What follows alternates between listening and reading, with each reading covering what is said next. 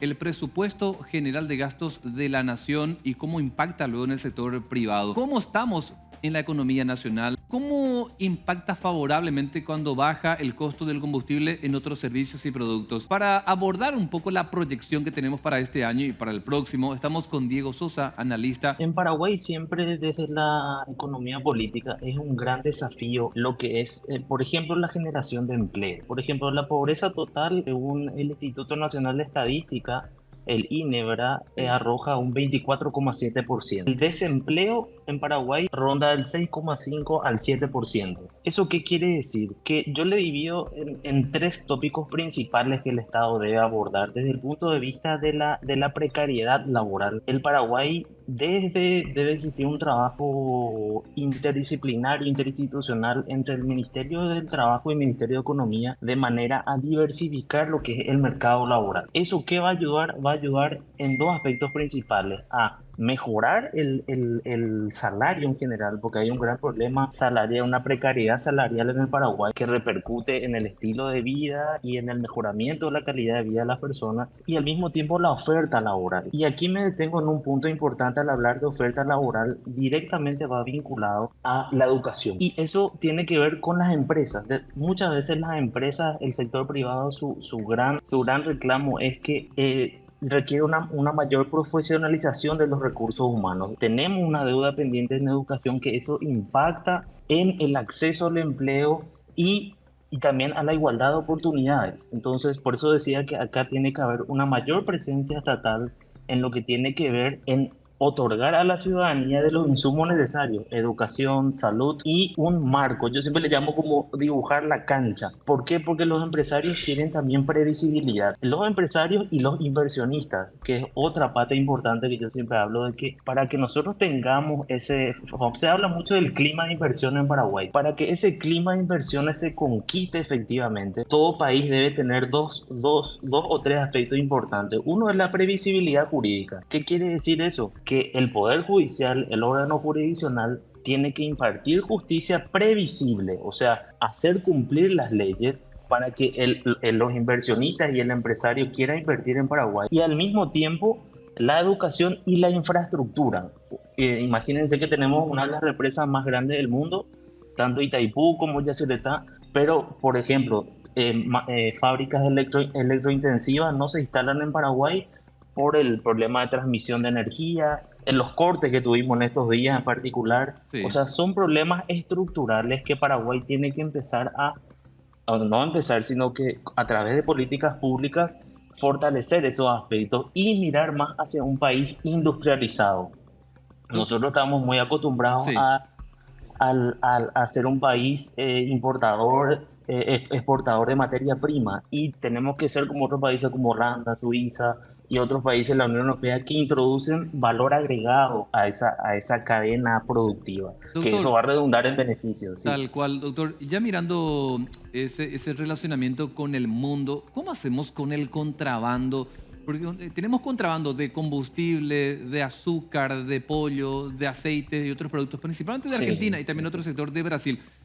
¿Cómo termina afectando? Y a veces, mira, hasta beneficiando el sector está informal a beneficiando. través del contrabando, pero uno busca siempre la formalidad. ¿Qué podemos Claro. hacer a tu criterio para combatir el contrabando sin que este al final termine afectando a un sector de la población? Un aspecto importantísimo justamente en la economía es el contrabando. ¿Por qué? Porque desalienta la producción nacional, provoca un gran desequilibrio en la balanza equitativa. Justamente el doctor Sebastián Hacha siempre habla de lo que es la economía subterránea. Eso impacta terriblemente, y las políticas que se tienen que llevar a cabo son políticas preventivas. Desde qué ámbito? Esto es ámbito también de seguridad, defensa, el contrabando.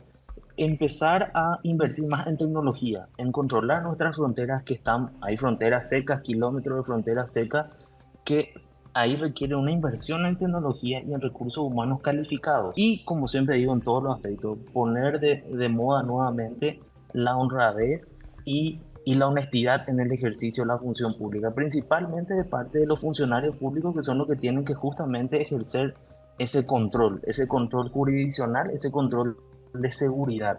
en las dos patas, tanto en lo que tiene que ver con el sector público y con el sector privado también, de denunciar esos flagelos que viene haciendo el sector productivo constantemente, pero debe ir acompañado de una política de fortalecimiento de tecnología. Nosotros estamos viendo, hablando también del ámbito internacional, linkeando con el aspecto económico también, hoy en día el principal recurso es el conocimiento. Estamos viendo que las principales potencias están alcanzando, vi que hablaste de India, que está queriendo cambiar el nombre, ¿verdad? Sí, India, entre paréntesis, se convierte en el cuarto país que conquista la luna.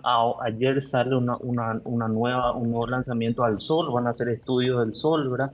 O sea, ese tipo de hazaña, de proeza, son mensajes al mundo de grandeza sí. económica y de proyección y de geopolítica. Entonces, vemos también ahora en Turquía, Rusia se reunieron para reanudar el acuerdo del grano.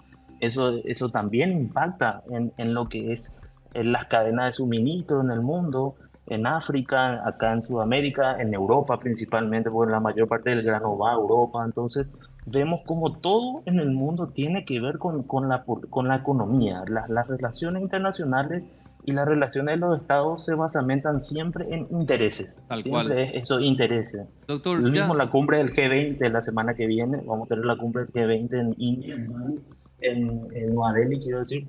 Y ahí se desata otro conflicto, famoso conflicto de Estados Unidos-China. China no va a asistir a la cumbre del G20 por problemas con India, justamente territoriales, y obviamente Putin no asiste. Entonces, todas esas son posiciones que los estados van tomando y que Paraguay tiene que empezar a mirar más al mundo y ver este escenario que se está dilucidando y que se está dirimiendo nada más que el poder político y económico en el mundo.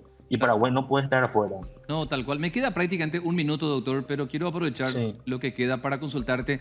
Ya a nivel local, ¿cómo sentís que está beneficiando esto que se dio como una especie de baja en el costo del combustible de Petropar y también en otros emblemas privados?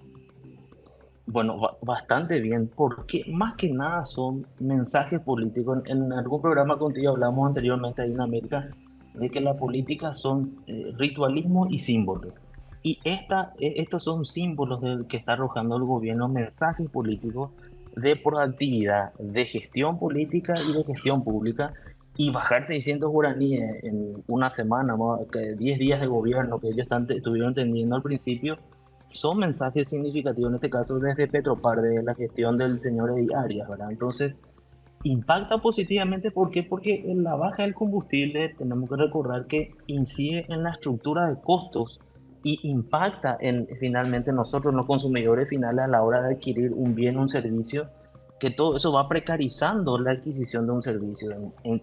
Vale decir que tanto para nosotros los trabajadores, el movilizarse 600 guaraníes es importante, y no solamente el combustible, Tal sino cual. que también el gas. Entonces, son mensajes importantes a la ciudadanía de gestión, y esperemos que los beneficios sean cada vez mayores en otras áreas también.